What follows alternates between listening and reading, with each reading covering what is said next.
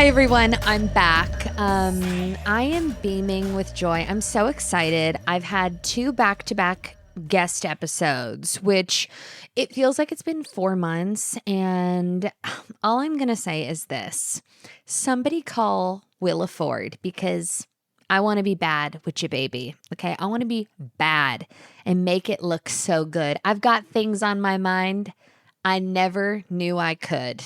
I don't even know if those are the lines, but I woke up today. It's a gorgeous Sunday morning. It's God's day. It is the only day of the week that I can record from home because the jackhammers, the bulldozers, just the general chaos of construction has entered my soul and entered my life.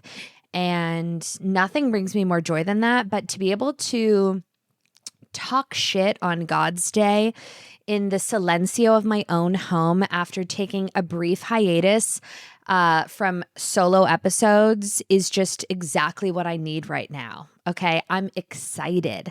And I want to forewarn you, I know that we talk about this every Leo season. We've now done this, 13 years together. Leo season for the Bitch Bible podcast is when shit pops off. Now, this particular Leo season is going to be incredible because I will also be entering my 3rd trimester. So I'm being so mean. And it feels so good. You know how sometimes we say and do terrible things and then normal people would feel an extreme amount of guilt? I want to do cartwheels in my front lawn because I'm being myself. And even though it's terrible, I love that I have the careless abandon of being just the biggest cunt on the block and no apologies because my work is masterful. Okay. I have created a masterpiece of destruction, both verbally, I'm just popping off the pages in all the wrong ways. And I need some type of silent agreement for everyone listening at home, in your car, whatever, with your children, that everyone is going to give me a pass this summer because I am completely unhinged in ways that I didn't even know was possible. I am being such a fucking bitch and I'm having the best time of my life. Here's why. Okay. First of all, I'm so hot. I'm sweating my balls off constantly. Okay. And this pregnancy has been a little bit different than my pregnancy with Clyde. Okay. The baby is moving faster. I'm just more exhausted. I'm not looking as good as I did the first round. So here's let's bare bones it. I don't look great. And that's okay because we're going to really wrap it up and it's going to get real good real fast. Give me 6 to 7, give me 9 months. You won't even know what fucking hit you. I'm going to get real hot. But right now I'm just hot, not in the good way, in the sweating way. Okay. So right now my current state is this. I'm ugly. I'm fat, and wait for it, I'm also poor. Am I allowed to make poor jokes? I just want to do a quick litmus test. Am I allowed to make jokes about being poor, or is that distasteful given, the economical state of the world? I'm not really sure. I'm still going to make those jokes because this backyard renovation, it's depleting me, okay? The Bankruptcy Bible coming your way. It's my new spin-off show. Get ready for it. So, being behind this microphone, fat, ugly, and poor, has had me looking at life through a different lens. And misery loves company. And it's not that I'm miserable. It's just that I'm embracing this aesthetically, financially, physically draining time of my life. And what better therapy than just going fully off the rails and just being the biggest fucking cunt. It's the only gift I can give myself in the world. And we're all going to have to just turn a blind eye and accept it. So that's where I'm at. I'm really excited about it. We have lots to talk about. Now, I love having guests, okay? But I do feel that there is a sense of, cordiality when I meet new people and I have to ask questions and all of the things. And that's not what we're going to do on this week's episode. We're going to go through a bunch of things that really need to be discussed. Okay. Did I mention that I'm fat and I'm ugly and I'm poor? Give me a P. Give me an O. Oh, give me another O. Oh, give me an R. R. What does it spell? Poor. I'm poor. Okay. Also unrelated. Do you know how many times that I have Googled in the past 3 months and just in life if Kirstie Alley is alive or not? Is that fucked up to say? We're not even 3 minutes in, but I cannot for the life of me, okay, for the life of me, remember if Kirstie Alley is alive or not. And I get her confused with John Travolta, and I don't know if it's the Scientology thing or the Look Who's Talking thing, but I've Googled it. I Googled this 3 times last week because I couldn't fucking remember. That's where I'm at. Spoiler alert, she's no longer with us, and I love Kirstie Alley. I would take a bullet for Kirstie Alley, okay? The work that she gave us in Drop Dead Gorgeous, I'm not making jokes. I'm just saying I simply can't remember, and it's troublesome to me, and I don't trust my judgment anymore. A couple things I wanted to discuss at the top of the show. A, just like to purge the soul because it's been a while. Can't remember if Kirstie Alley is alive or not every week of my life. It's really taxing. Number 2, what happened to roly-polies? I've been thinking about bugs a lot lately because my yard looks like it was literally bombed and lots of wildlife popping through. Okay, lots of crows, lots of bunnies, lots of squirrels. I don't know if they just like love open terrain, but we had a rattlesnake in our yard. We've had just so many birds, so many things, mountain lions, whatever.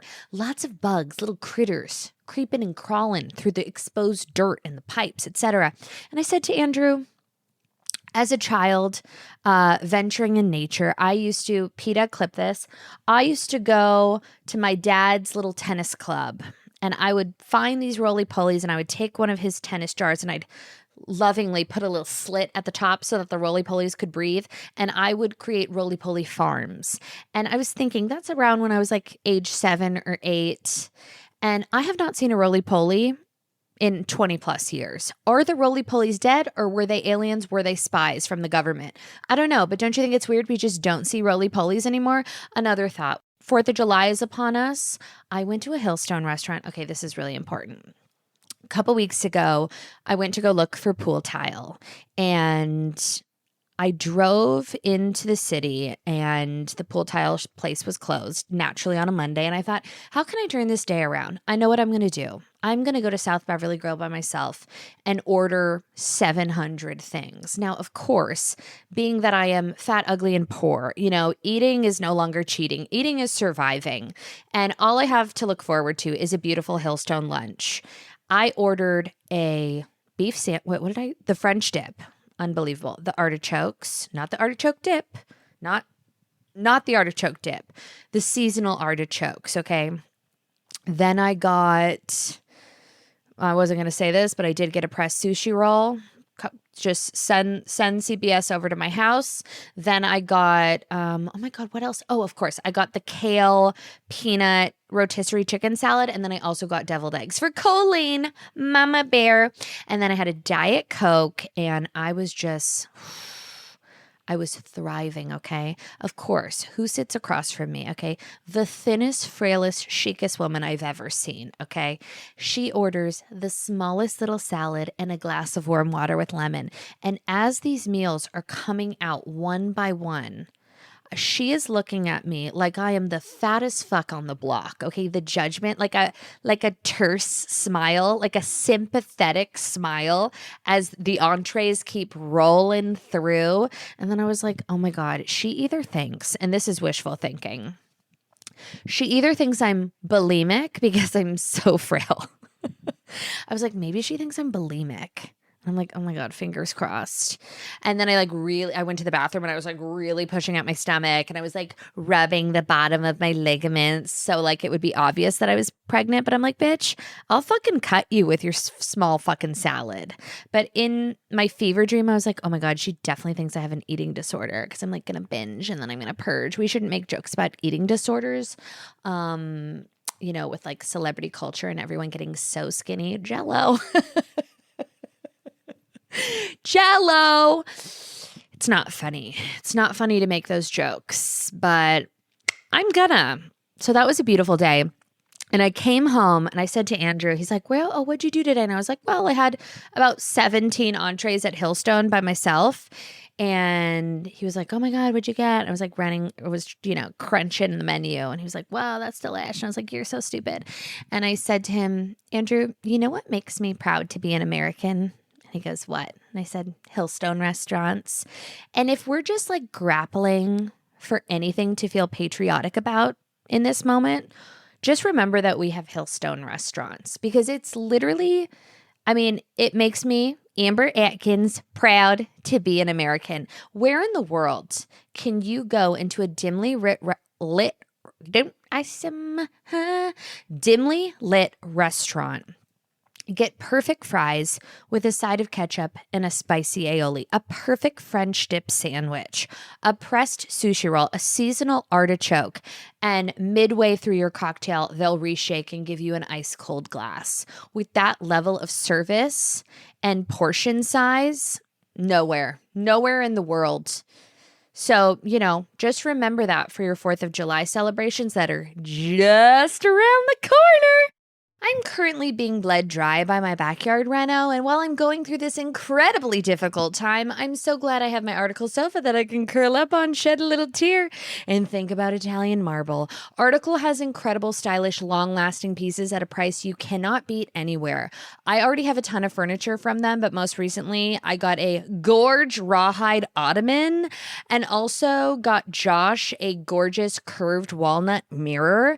We are obsessed with both pieces. They blend together so well, and like with other pieces that you already have, the quality is unbelievable. And buying furniture online, I understand more than anybody, can be tricky, but every product that I have ever owned from Article looks better in person than the already gorgeous photos from their website. It's so high quality, packed to perfection, shipping is a breeze, and just a luxury through and through. Article is offering our listeners $50 off your first purchase of $100 or more. To claim, visit article.com/Bible, and the discount will be automatically applied at checkout. That's article.com/Bible for $50 off your first purchase of $100 or more. There is nothing worse than a sweaty night's sleep. I literally turn my AC down to 40 degrees before bed. I want to feel like I'm in an ice box, okay? When it's hot at night, I'm miserable, and I'm blaming everything and everyone for it. A broken thermostat, my mattress, Handy Andy's toasty pear-shaped body. But one thing that's actually notorious for trapping heat is your bedding. That is why I switched to Easy Breezy Boll & Branch. Boll & Branch's fabrics are breathable, soft, temperature regulating, so you can get a relaxing night's sleep. Their bedding is made of 100% organic cotton, and unlike synthetic cooling technology or like those disgusting chemically treated fabrics, the cooling is structural. I love Boll & Branch so much. I have it on every bed in my house. Sleep cooler this summer with Boll & Branch during their annual summer event. For a limited time, get 20% off site-wide at bollandbranch.com/bitchbible with code bitchbible. That's Boll & Branch, bollandbranch.com/bitchbible, code bitchbible to take 20% off. bollandbranch.com/bitchbible, code bitchbible. Exclusions apply. Here's another thing I want to talk about. Anna Faris, bless her, makes me so uncomfortable. Like, yo soy nervioso when I see Anna Faris doing press. Now, she was all over the place because Scary Movie 600 or whatever, really low Rotten Tomatoes scores, because I'm so fucking hot and I really need those frozen Junior Mints and a little popcorn and a little Diet Coke, okay? Like a crunchy ass Diet Coke. And I thought, maybe I'll go to the cinema yesterday. Did I do Speed before recording this episode? I wanted to go see a movie, and I don't want to see anything scary, because if I needed to see something scary, I would just get naked and stand on the scale or just look in a mirror. But so I was like, oh, maybe I'll go see Scary Movie. That's like light. Everything else in the box office is very kind of heavy. I don't want to see the Alien Steven Spielberg thing. It's not the right time. It's not the right place. I'm living in a joyful vortex, despite being, once again, say it with me, ugly, fat, poor. Ugly, fat, poor. That's my chant. Ugly, fat, poor. Despite being ugly, fat, and poor, I'm still joyful. I still have joie de vivre, and I need to protect my peace. It's why I'm allowing myself to just be fully off the rails, such a cunt.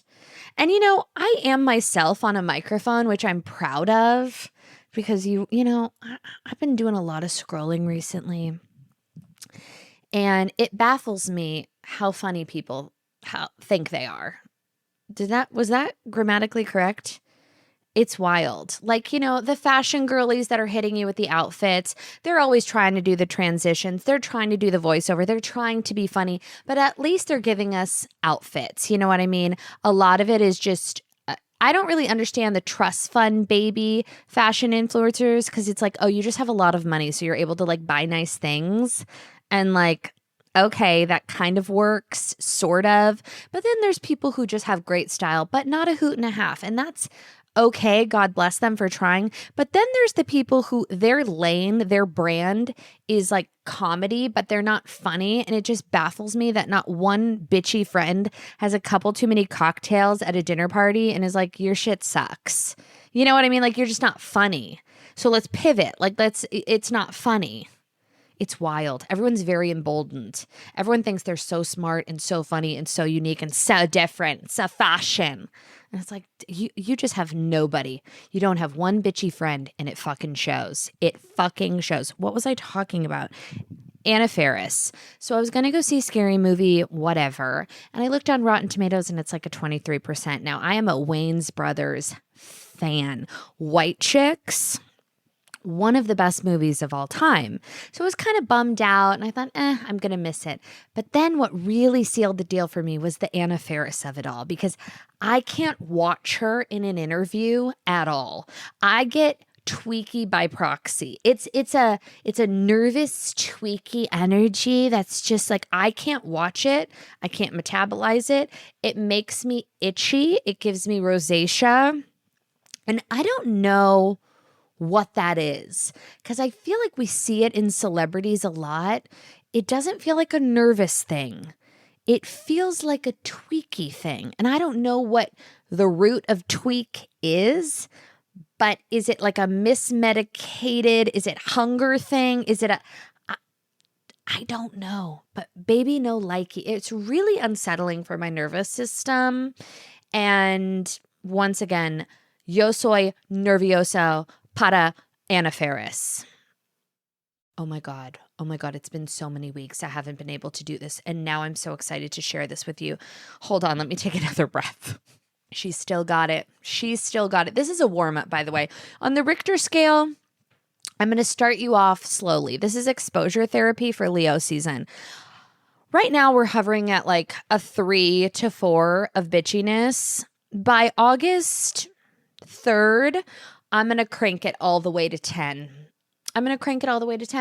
And I probably shouldn't say this because nothing is set in stone and it could like fall apart.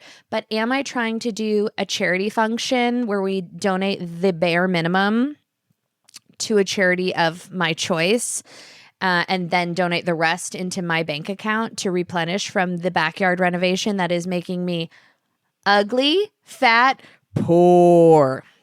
And do like a sit down luncheon so that the people who buy tickets also can classify it as a tax write off because it's for charity. Wink, wink, tug, tug, pull, pull.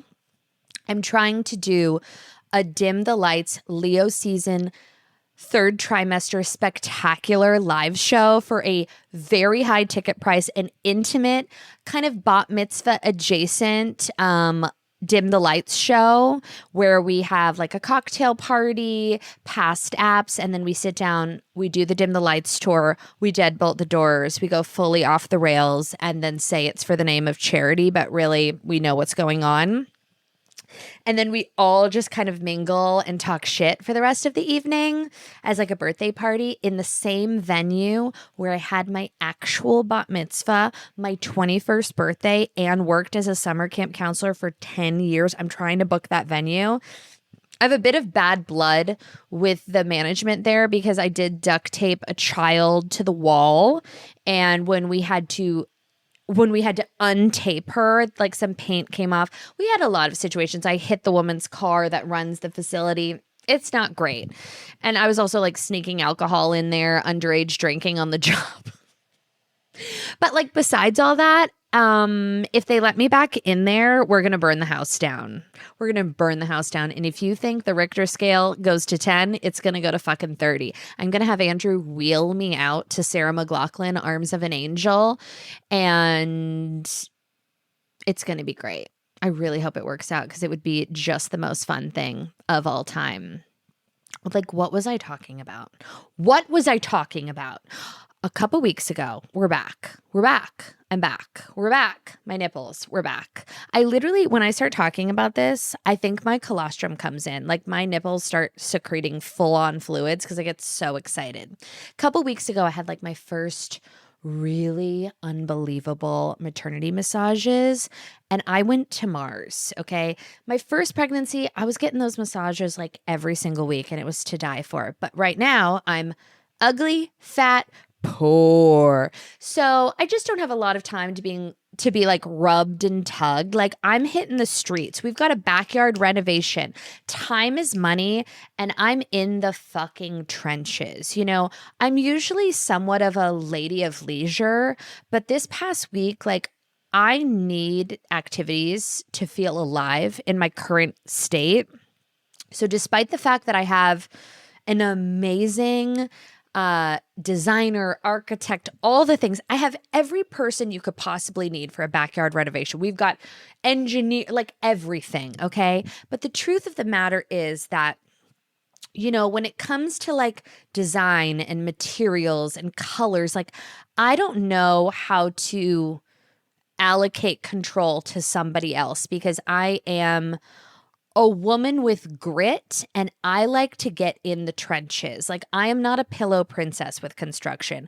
I will drive to Alhambra for 2 square foot of a tile that I need to see and smell and like rub in my private parts. Like I need to know what's going on and I'm not comfortable with like a presentation of limestones. Like I need to see it. I need to source it. I need to find it. So you know, it's definitely been a little bit of probably a new journey for me because in theory, I could sit back, make my selections and just let things progress. But that's not the kind of gal that I am. I need to be tits deep in Sun Valley, Palmdale. Like I have been to places that nobody ever needs to go. I've been on freeways that I've never heard of. I had to Google whether I was still in California a few days ago because I heard about the slab yard that carries this particular soapstone that wasn't available in different showrooms closer by to me. So I packed a snack bag of goldfish and a canteen of ice cold water with some electrolytes. And I traveled, I think north, maybe east. It was 2 hours away and I'm looking at these slabs and I'm just slipping and sliding. It's what I love to do. People come over to my house and they're like, you're batshit crazy. This is crazy. The fact that you're doing this during summer, peak pregnancy is fucking crazy, but I love it. Okay. I went out to the guys and I said, I'm going to open mouth kiss all of you. You know what I did on Friday? You know what I did on Friday? I went to Home Goods and I got this is so crazy. This is crazy. This is crazy. I went to Home Goods and I bought little like guest towels. And then I bought like a diffuser and I put it in the porta potty. Just to like give it a little zhuzh because I was like thinking about the hot feces and I put an aroma diffuser in the porta potty in front of my house with little guest towels. And the guys were like, what the fuck is this? And I'm like, Khalees, like my milkshake brings all the boys here. At the end of the day, I'm like, brewskis, cold sodas, Mountain Valley delivery water. Your girl's got you. I love these men. I love them. I love them in my house. I love the camaraderie. I love how hard they're working. I love like we all have such a similar mission. And I feel such a sense of community when my house is under construction. I can't describe it. I will haul a tile on my bare back, okay, crawling from Alhambra just to see it up against the siding of the house. Like it gives me such purpose and such joy.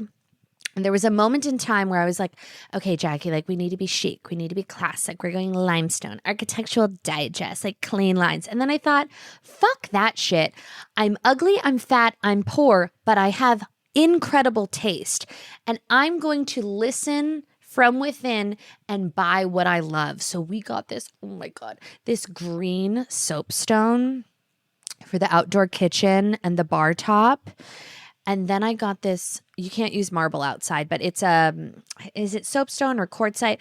I got these green, like checkerboard, kind of like Italian flooring for the outdoor fireplace area because we're creating like little vignettes.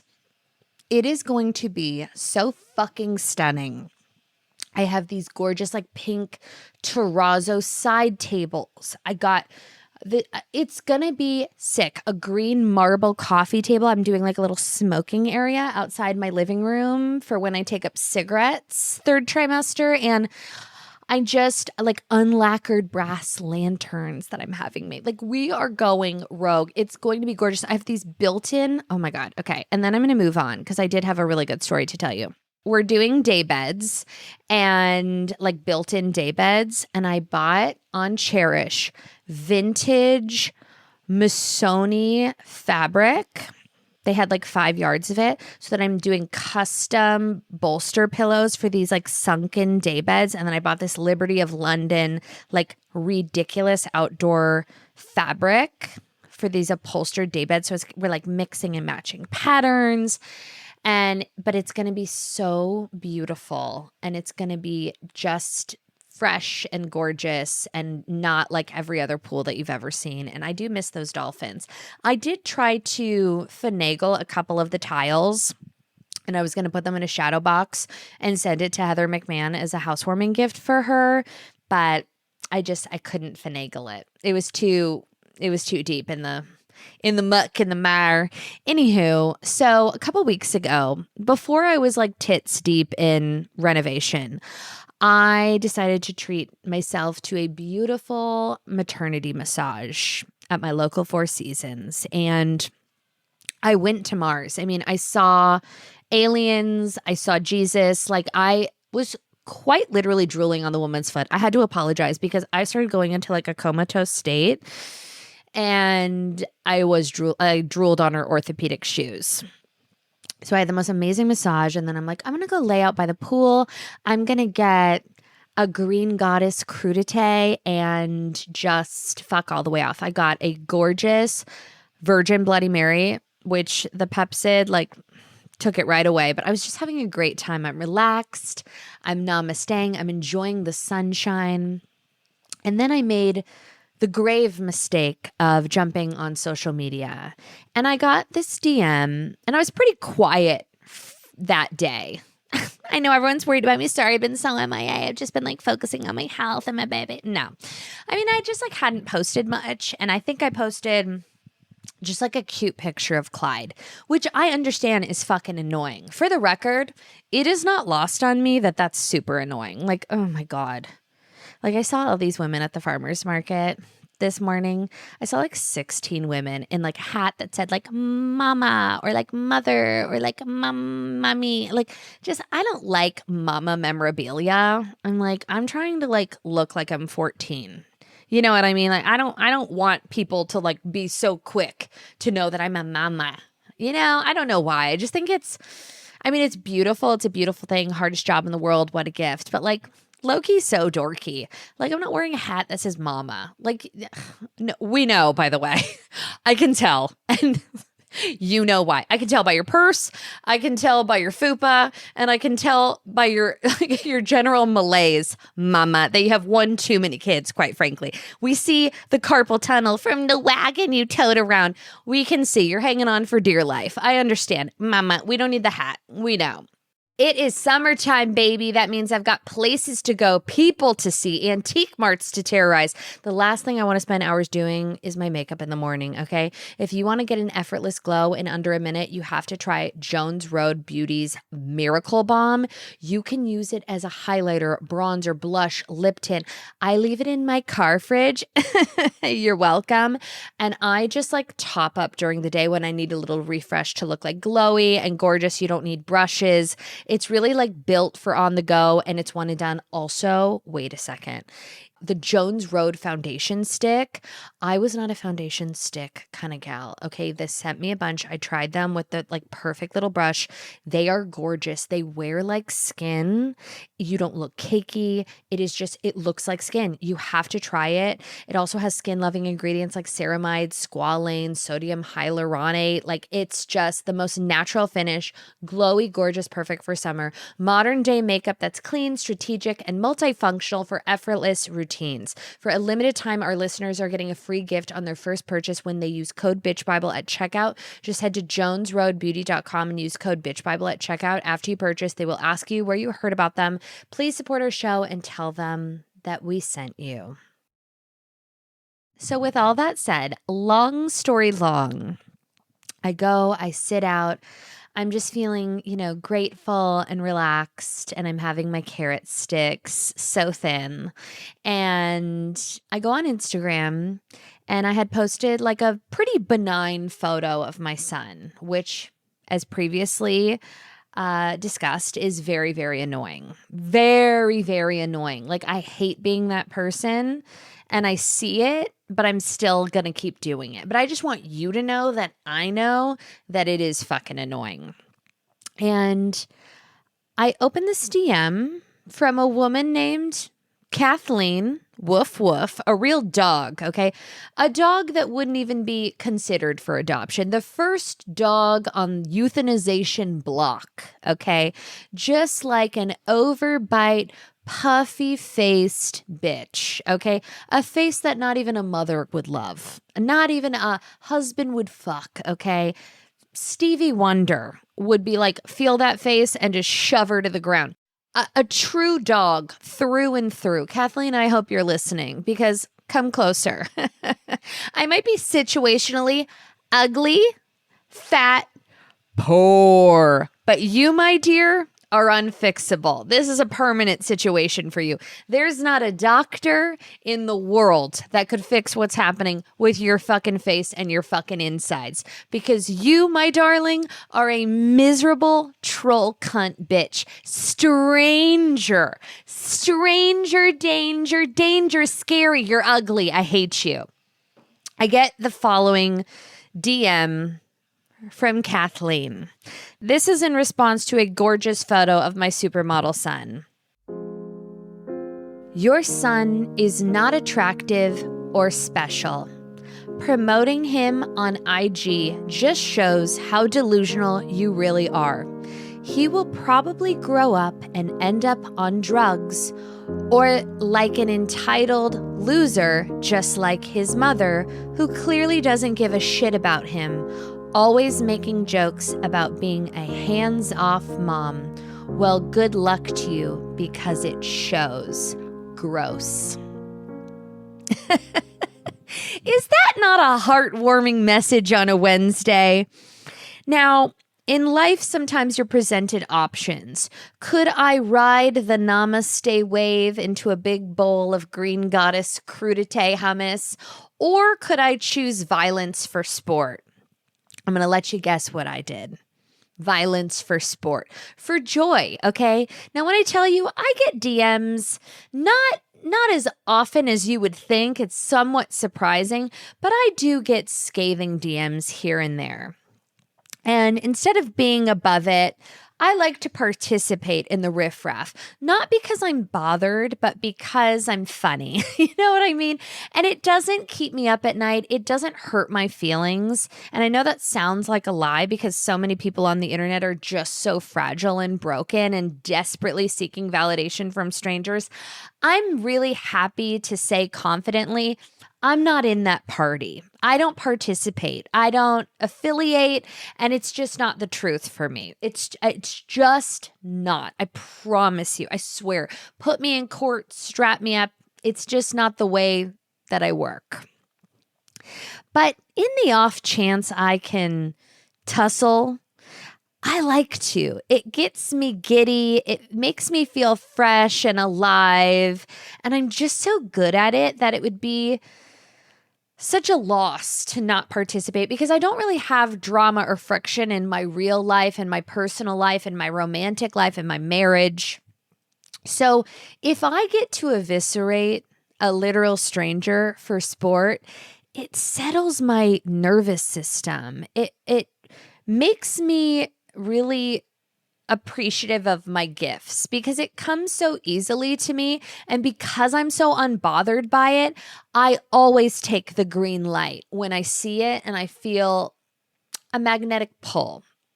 So instead of just responding to Kathleen, I thought, how do we kick this up a couple notches? So naturally, I go to her Instagram, okay? I get a full first and last name and a general sense of location, kind of where she's at in life, you know?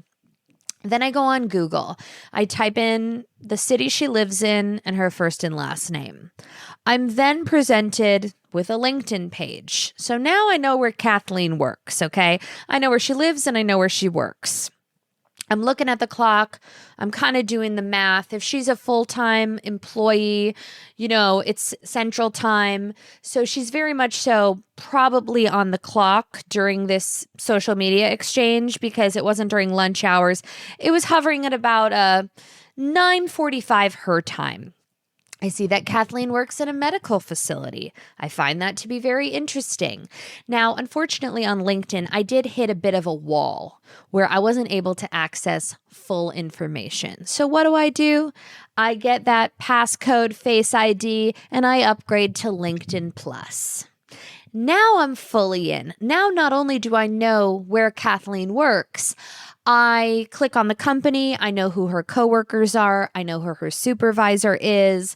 I know everything about Kathleen at this point, and it took me 3 minutes and $9.99 a month, okay? And it's the best money I've ever spent. I am a active member of LinkedIn Plus, so don't fucking try me. Then I get the contact information for her superior, and I think charity starts at home. I take a screenshot of the DM she sent me with a timestamp, get her supervisor's email address, and I send him the whole discourse, and then I'll read you the email that I sent him to coordinate. I see you work at a medical facility, Kathleen. I found you on LinkedIn, and I've contacted your employer, as I'm sure they would be tickled to know that you are sending messages during work hours to an innocent, gestating woman. Your supervisor has been sent screenshots of this exchange. Have a gorgeous day. Bye-bye, Kathleen. Then I sent this to her supervisor named David. Let's cue up that music one more time. Maybe mash my M&Ms. Red leather, yellow leather, red leather, yellow leather. The subject, concern regarding Kathleen blank. This makes me so happy. Can I just say that? I'm so happy. Dear David, my name is Jacqueline Schimmel. Hold on, let me try this again. Okay. Dear David, my name is Jacqueline Schimmel, and I wanted to bring to your attention an online interaction involving your employee, Kathleen Blank, that appears to have taken place during working hours. As someone who publicly shares content, gag, about my growing family and personal life, I understand that not everyone will agree with or appreciate what I post. However, I was surprised by the nature of Kathleen's engagement and felt it was worth making you aware of. The exchange raises questions about the judgment, professionalism, and conduct being exercised while representing your organization. Given that Kathleen works in a medical setting where patience, discretion, empathy, and professionalism are essential qualities, I thought it would be appropriate to share this interaction so you have a fuller understanding of how she chooses to conduct herself online during the workday. I trust you will review the matter as you see fit. Thank you for your time and attention. Best regards, Jacqueline Schimmel. How do you like that? No response, naturally. But in my wet dream, Kathleen got fired on the spot and curses the day that I was born. So that was just like a fun That was just a fun Wednesday. And I'm so happy I could share that with you. I've been sitting on that for a while now. Oh my God. Also on that very same day, something terrible happened. I got so trigger happy with that email and I felt like I just nailed it. I feel like I completed a mission. Like I just was able to close a loop and I'm like, this is gorgeous. Like so much fun. But then something terrible happened. I started scrolling. I was trying to read my book. My book. Celebrity Book Club. Somebody call Kaya Gerber. Okay, because I'm reading a book. Dua Lipa. Reading your book. I'm reading my book. I was trying to read Yesteryear. I'm on page 7. It's been 2 months. Like, kind of can't get over the hump. I don't like anything that centers around like a content creator. I just think it's so dorky and embarrassing. I can't explain it. But like even when I watch a television show and like the girl's like a content creator, I'm like, oh, barf. And if like my kids grew up and like one day they were like, I want to be an influencer, I want to be a content creator, I'd be like, just so you know, what mommy does is embarrassing. Like it's not moving the needle at all. It's embarrassing. I'm aware you need to be aware it ain't cool. Hopefully because I do a version of it, they'll think it's so not cool because that would be my nightmare. Yeah, I said it. It's disrespectful, but I believe it and I mean it with my whole fucking tit. So there we go. It's not lovely. But the Yesteryear, she's like a trad wife. Is it like the Nara Smith? Is Nara Smith trying to be funny? Because I've been seeing a lot of it. Like, it's not funny. I'll just say that it's totally not funny, but is she trying to be funny? I get it. Like she's like being in on the joke with like the vocal fry and the this and the that and the head tilt. It's just, it's not funny. Like, I don't want to learn how to make fucking paper. You know why? Because I don't allow coloring in this house. That's why you go to Montessori, bitch. Finger paint away, but we're not doing that in this house. Okay? The upholstery, the draperies. No. Get your fucking gross ass like arts and crafts and get the hell out of here. No way. My best friend bought Clyde these like silky organic farm to table crayons. I said, what the fuck are you doing? I said, fuck you. Get these out of my house. Are you out of your mind? No. You know what he did? I thought I'm going to be a woman of the world. I let him go outside. I deadbolted the doors. Height of summer. I gave him one fucking crayon. I threw it at him. Kathleen, write this down. And I gave him a coloring book because I'm a lovely person. And I was like, color for 20 minutes. You know what he did? He went full Van Gogh on all of my fucking Sunbrella cushions, okay? He was drawing all over the walls. And I said, never again. No crayons for you. No crayons for you. What was I saying? Oh, so I was trying to read a book. And then that didn't work. I was like, nah, who am I pretending to be at this point in time? So then I did what any reasonable person would do, and I went on TikTok, and I was just so on a rush and a high from sending that email to David and like envisioning Kathleen being like violently fired, and I would just be like like glowing rosacea full body, lactating, colostrum, and I got a little trigger happy on TikTok and I accidentally reposted. Not only did I repost it, now I'm saying it on microphone because I live without secrets. You ain't gonna bust this bitch. It's not gonna happen here. It's not gonna happen here. I say terrible things on a microphone. I'm well aware where this is going. I don't fucking care. I literally don't fucking care. Sue me for being myself. Sue me. Okay? Because none of these other fucking bitches are being themselves. Everyone's making caveats and being lovely and doing this performative, like, bullshit. Not here. Not here. Not here. Not in this house ever. Ever. Oh my God.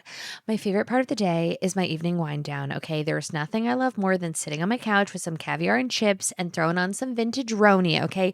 My latest addition to my wind down ritual is Peak's newest creation, the Vesper. The Vesper is a non-alcoholic adaptogenic aperitif designed to help you relax. You feel subtly buzzy and socially open without compromising how you feel the next day. Okay. It has all these natural ingredients that help calm the body and mind. They give you a lift. They even support deeper, more restorative sleep later in the night. Plus, it is so fucking good. Okay. It has like a sour cherry. It doesn't taste chemically or like a lot of these non-alcoholic drinks are just like sugar and carbonation, and they don't pair well with food. They don't feel like a cocktail. This is such like a layered, beautiful concoction. It's bitters. It's got grapefruit, citrus. It finishes clean. It's herbaceous. It is the perfect mocktail. It is the only thing that I will drink as like a proper mocktail. Everything else, disgusting. This has benefits as well.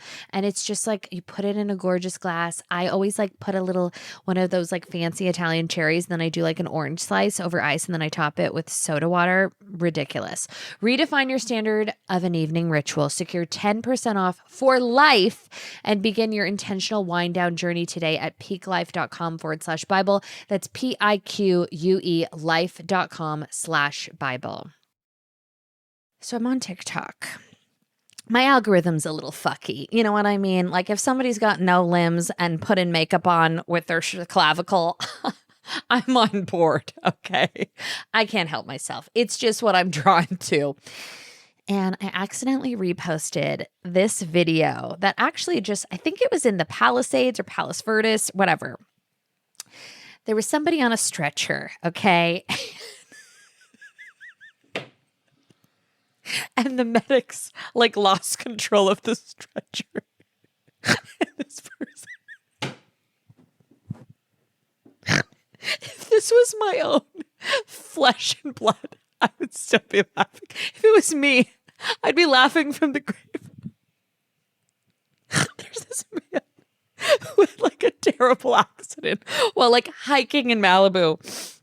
Oh God, and he gets rescued by the medics. Kathleen roll through and he's on the stretcher and they like forgot to lock the stretcher or something. And he starts tobogganing down the side of a mountain. He's like Winter Olympics luging down this steep cliff, just buckled in, hitting every rock on the way down. And it gave me such a little giggle, such a gay chuckle.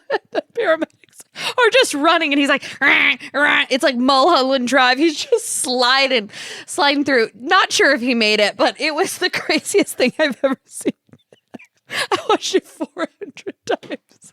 I sent it to everyone I knew. And they're like, Jackie, this is so fucked up. I think he was fine. I think maybe just, I don't know, hiking gone wrong. Another reason not to really hike, but oh man, they're just chasing after him. And he's just sliding down the mountain. Everyone's freaking out. I love when people fall. Especially if it's high stakes, you know? It's so funny. Oh my God. It really makes me laugh. Once again, you just like don't go hiking. Just don't go hiking. I'm sure he's fine. But yeah, I got a lot of DMs being like, did you mean to repost a man like tobogganing to his death on a stretcher? And I just said, yeah, I did. I was crying by the pool. I was watching it. I couldn't get enough. Crying, weeping.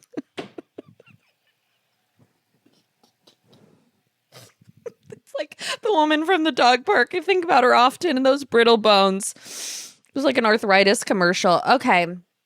Let's move on. What's a dot cake? Okay, what's a dot cake? Is a dot, we're going to just move on really quickly because I've been seeing all this dot cake shit. Is a dot cake just a cake in a cup with perels? What are those called? Like those round little sprinkles on top? Like that's what everyone's losing their shit about? Just a fucking cake with dots on top? Are you okay? What is wrong with the state of the world? You're going to line up around a block for a fucking Ralph's adjacent cake in a cup with some sprinkles on top? Like you were not hugged as a child. Touch grass. Who the fuck damaged you to a degree where the only way that you can feel alive is by trying a viral cake in a cup with some dots on it to feel relevant? You should be ashamed of yourself. Ashamed of yourself. If Clyde came home, he's like, Mommy, let me try a dot cake. I'd be like, I'm sending you to Alcatraz. This is crazy. No, we're not doing that. It's so weird. Is Taylor Swift getting married at MSG, Madison Square Garden? I don't think so. I heard the rumor. I've been thinking about it a lot.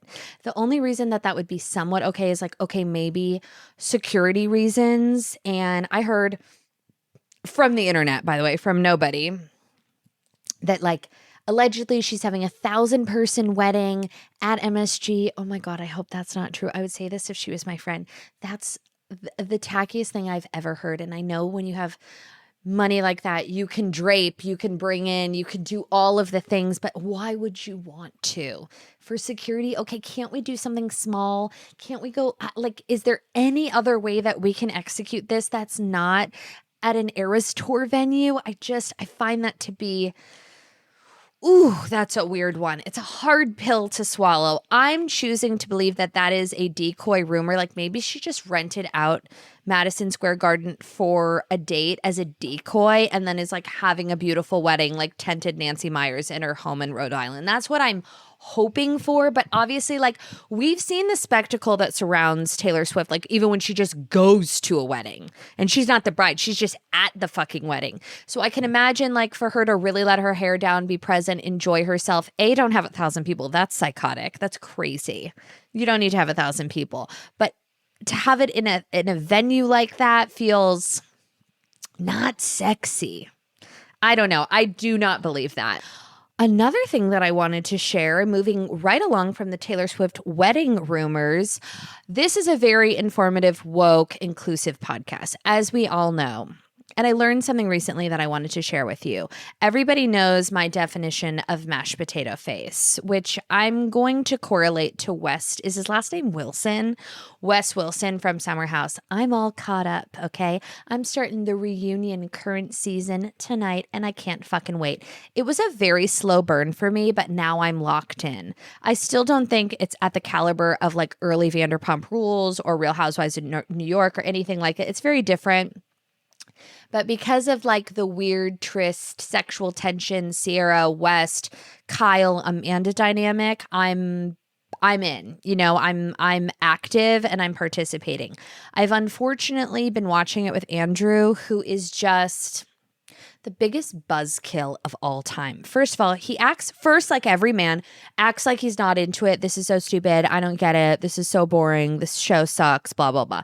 Then, you know, a few episodes later, now he's fully dialed in. And now, even worse than just disparaging my viewing pleasures, he's asking questions.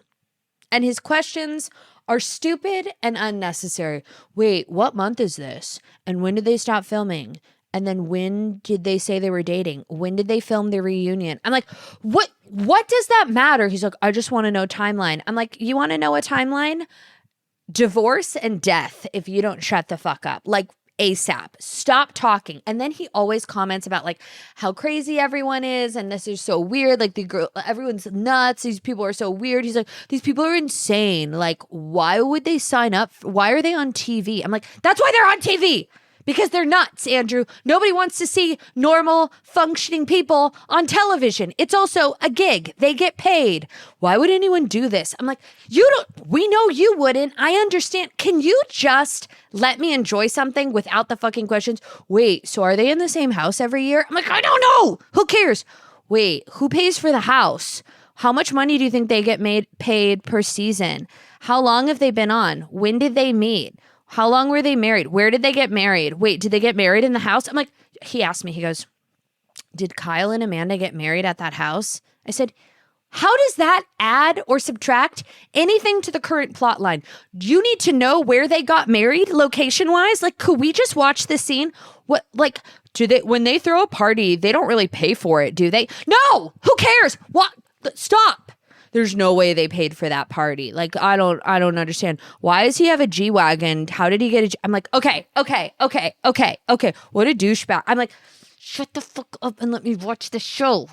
And his commentary about like how crazy these people are. They're crazy. These people are weird. Yeah, no, duh. Shut up. Oh my God, it's so annoying. Wes Wilson has fire crotch, mashed potato face. The fact that these bitches are fighting over this little troll pumpkin patch bitch blows my mind. Does he have a job? Does he have a six pack? I'll answer that. No. No, he doesn't. Does he have a face? No, he doesn't. He has mashed potato face. And because this is an inclusive, see, we're landing the plane, because this is a very inclusive woke podcast, I would like to share some terminology with you, okay? A listener told me in Mexican culture that they refer to mashed potato face as cara de papa, which I will be using moving forward. So we will say mashed potato face, and I will also say cara de papa, okay? Wes Wilson has cara de papa, and it's no bueno, okay? Yo soy nervioso para Ana Faris. Oh, see, this is why we don't do accents, because it starts one place and then it ultimately goes to Germany. And I don't like that route. You know what I mean? Or worse, I'll start doing my Chinese accent and nobody needs that. I am still trying to get over the Dim the Lights tour casual multicultural performance where I dress up as Mulan and do like a geisha dance, which is like that's just not right. You know what I mean? Like I'm wearing like a literal Mulan costume and then I'm like doing it's not good. It's not good. And that's why we don't do accents, but we do. And okay, these are my thoughts on Summer House. I actually really like Sierra now. At first I was like, oh, she's crying all the time. I don't love when people cry. But now I find her to be kind of smart and reserved, and I understand her. I love Mia. And I'm trying to think. Amanda is, like, everyone's already beat this to filth and dissected this. I'm just new here. Amanda is a perpetual victim. She's so checked out from her marriage, and she loves that Kyle gets to take the fall. And like, Kyle is no angel, but like any person with an ounce of self-respect would have chucked Kyle with such conviction years ago. But why does she stay? Why did she stay? Like, what is and she says, like, I just don't know that I could be enough for some person. And then she's crying and she's like, I just feel like I don't want to be like the girl that's always crying. Like, I'm always complaining. I'm always the victim. And then when like Sarah snaps it in and she's like, okay, do you want me to be real with you? What are you doing? And then she like kind of kicks it up a couple notches and she kind of gives her the tough love. And Amanda's like, I know, I understand. I hate to be this person. You love to be this person. You are this person. You're not being this is who you are. And I haven't seen the reunion yet, but from what I've seen, just kind of the vacancy for both of them. I hope they run off into the sunset together. They deserve each other. They belong together. Sierra's too good for West. This is a blessing. This was a gift. Okay, this was the universe slapping her across the face and being like, this fucking bro, this cara de papa? No, ma'am. We're moving on to bigger and better things. And can I tell you, low-key love Carl. Low-key love Carl. Love Lindsay. Love how evolved Lindsay and Carl have come with their relationship. And, you know, Lindsay's gonna Lindsay. I love that she gives him a little bit of spice, but they're closing the loop. And I love Jesse Solomon. He is so fucking adorable. I want to open mouth kiss him. He's so cute and charming and just really, really likable. Feels like in on the joke and not like he's too enamored with himself and being on a reality show. Because like, if I could do a workshop, Bravo, I'm available. If I can do a workshop for the male reality stars before they start filming and after they wrap a season, I think it would be really beneficial to viewership and ratings, because we need to keep these men aware that what they're doing on reality television, despite the paycheck, is very, very embarrassing. And I feel like Jesse Solomon like kind of low-key understands the dynamics, whereas like Kyle is like at marquee, like fist pumping. It would be, and I feel like Carl also kind of understands the mechanism. But if I could sit them down and go like full Lucy Liu, this will be post-surgery, obviously. Lucy Liu in like that latex catsuit in Charlie's Angels when she does like the employee training with a whip. If I could sit them down and do just some type of a presentation where we go over the season, their scenes, they're just like public representation on the internet, and I humble them and I explain to them that real men work on the railroad or do something else, and you have really cashed out on a career that is embarrassing through and through, and primarily like for women, I think it'd be really great for them. You know, just it's making little boys into men, or at bare minimum self-aware. And shit like this wouldn't go down. Wes Wilson, Cara de Papa, wouldn't be fucking around. Not on my watch. Not with my whip. I would be like, come here, honey. You're literally ugly. Okay? You're completely unfuckable. And I don't know if it's those hot lights that got to Sierra's head, but the fact that she even touched you with a 10-foot pole once in a drunken stupor, even if that happened, you should write about it in your journal every single day, because you are deeply in the real world. You are unfuckable. You're not funny. You're not cute. You're not smart. It's a reverse Viola Davis, okay? You is not kind. You is not smart. You is not funny. You're on a reality show, bro. Okay? And you and your new girl with her fuck-ass bun. You know who created this fuck-ass bun, by the way? Me. I gotta let the stragglers, like the tumbleweed, because I don't have my hair extensions in. Oh my God, I had to add that to the list. I'm ugly, I'm fat, I'm bald, and I'm poor. Love that. And bald. I have to let like little Miss Frizzle just live, because I'm afraid to put her in the bun, because I think they'll just break off. So I'm doing an Amanda Batula fuck-ass bun in solidarity, because I literally feel sorry for her, because that is it's just the most tragic thing. It's mortifying. It's embarrassing for both of them. It's embarrassing for everyone. I'm embarrassed, and I'm not even a part of it. So I'm watching the reunion, and we will reconvene next week. But I need to go take a very cold shower, because I am full body sweats. But this has been fun. I'm back, baby. Get ready. The Richter scale is cranking. Leo season is upon us, and I will chat with you next week. 5 stars on iTunes. Thank you, everybody. Goodbye. Fin.